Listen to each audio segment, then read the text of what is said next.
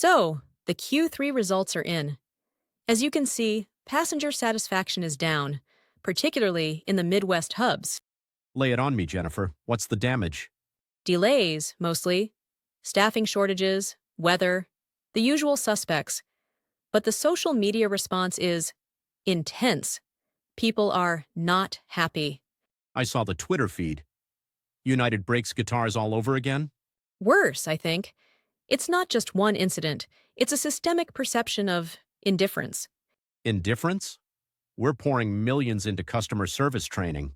The training isn't the problem, Mark. It's the implementation. Our frontline staff is stretched thin, dealing with outdated systems and feeling unsupported by management. They're demoralized. So what are you suggesting? Another sensitivity workshop? Free pizza Fridays? With all due respect, Mark, those are band-aids. We need fundamental change. We need to embrace change at every level, from the top down. Embrace change? Easier said than done. This company is like a battleship. Try turning it on a dime. We don't have a choice. Complacency is a death sentence in this industry. We need to be proactive, not reactive. Okay, Captain Obvious, but how? We've got unions, regulations, decades of entrenched bureaucracy. We start by acknowledging the problem. We build resilience by giving our people the tools and support they need to handle disruptions. Resilience, another buzzword. It's not a buzzword, Mark. It's about equipping our employees to bounce back from setbacks, to learn from them, to adapt.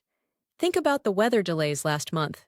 Chicago O'Hare was a disaster. Flights canceled, passengers stranded, staff overwhelmed. Don't remind me, my phone hasn't stopped ringing since. Exactly. But what if we had empowered our gate agents to proactively rebook passengers, offer meal vouchers, provide real-time updates via text? What if they had felt supported in making those decisions, instead of fearing reprimand for going off script? That would require giving up control. Nods. Precisely. And communicating effectively. Transparency is key. When things go wrong, we need to own it, explain the situation, and outline the steps we're taking to fix it. No more corporate doublespeak, plain English, honest answers. Easier said than done when legal gets involved. Every statement has to be vetted, massaged, watered down. Then we need to have a serious conversation with legal, because right now, that CYA approach is killing us in the court of public opinion. We need to communicate with empathy, not legalese. So, empathy and less lawyers. Got it. Anything else on your wish list? Safety, Mark. It has to be more than just a slogan. Every decision, every policy has to be viewed through the lens of passenger and employee safety. Of course. We're an airline, Jennifer. Safety is baked in. Is it? Because I've seen maintenance schedules cut to the bone. I've heard pilots complain about being pressured to fly when they're fatigued. We can't afford to compromise on safety, not even for the bottom line. Remember Flight 173? That was a long time ago. And a lesson we can never forget. Complacency kills. And while we're talking about fundamental change, we need to address the elephant in the room. Which is? Our lack of diversity. It's not just about ticking boxes, Mark. It's about creating a truly inclusive environment where everyone feels valued, respected, and heard. We need to foster a culture of inclusivity. HR has been pushing those initiatives for years. Sensitivity training, recruitment drives. And yet, our leadership team is still overwhelmingly male and, well, you see it. We need to do more than just recruit diverse talent. We need to create pathways for advancement, mentor promising individuals, and actively dismantle the biases that are holding people back. Different perspectives, different backgrounds, that's where innovation comes from. So, more diversity, less bias? Right. Anything on, say, the revenue side of things? Ah, yes. The lifeblood. Customer experience, Mark. We need to obsess over it. We already offer free peanuts. What more do they want, caviar? It's not about the peanuts, Mark. It's about the entire journey. Streamlined booking, personalized service, anticipating their needs. Think about it.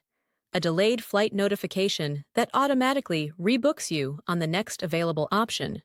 Plus, a voucher for the airport lounge. No frantic calls, no endless queues. That requires investment. In technology, mostly. Precisely, cutting-edge technology. Real-time data analysis to predict potential disruptions. AI-powered chatbots to handle routine inquiries. Biometric boarding to speed things up. We invest in tech.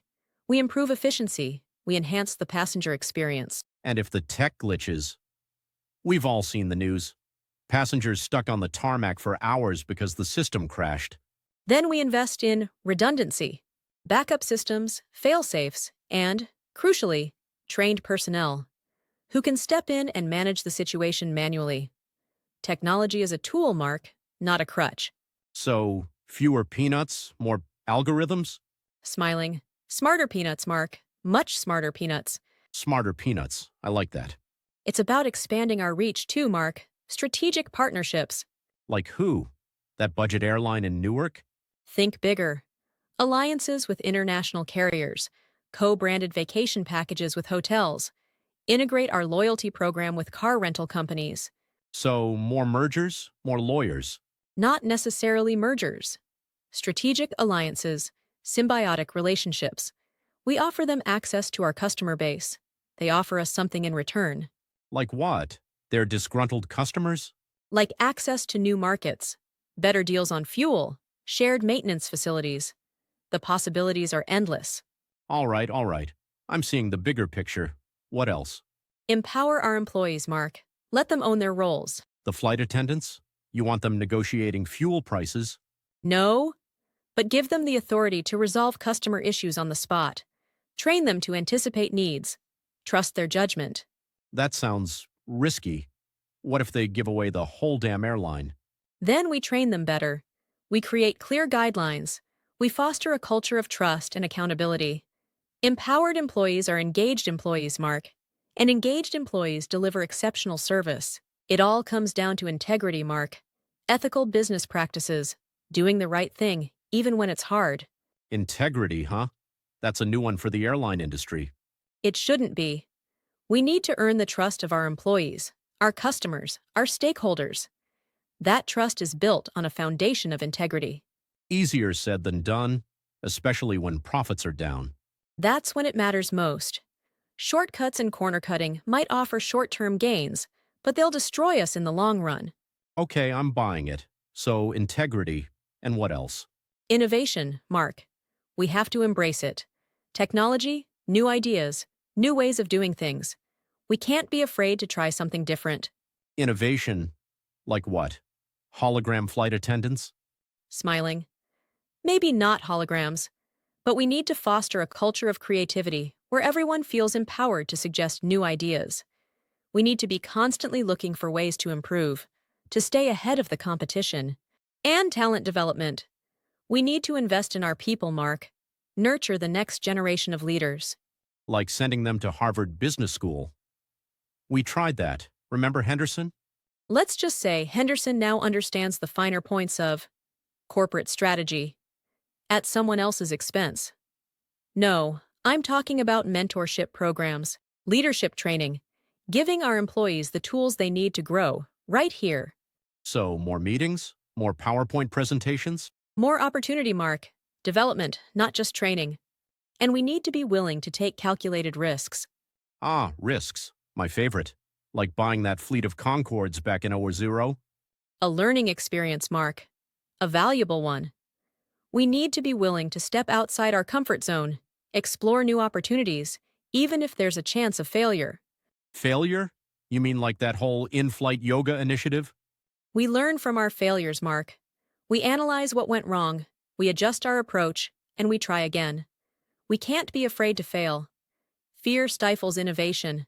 So, embrace failure? That's your big takeaway? Hey, everyone, go out there and screw up. No! Embrace the learning from failure. Understand that setbacks are inevitable, but they don't have to be fatal. We pick ourselves up, we dust ourselves off, and we come back stronger. So what's the secret weapon? The silver bullet? Customer focus, Mark. Always. Putting the customer first, tailoring everything to their needs. That's how we build loyalty and long-term success. Easier said than done when they're screaming about lost luggage and delayed flights. Which brings us to trust and transparency. Open communication. Ethical practices. We have to be honest, even when it's hard. Okay, I'm tracking. Honesty, customer love. What else? Adaptability. The market's always changing, customer preferences shift. We have to be agile, willing to pivot when needed. So, no more in-flight yoga, even if it makes a comeback? Smiling.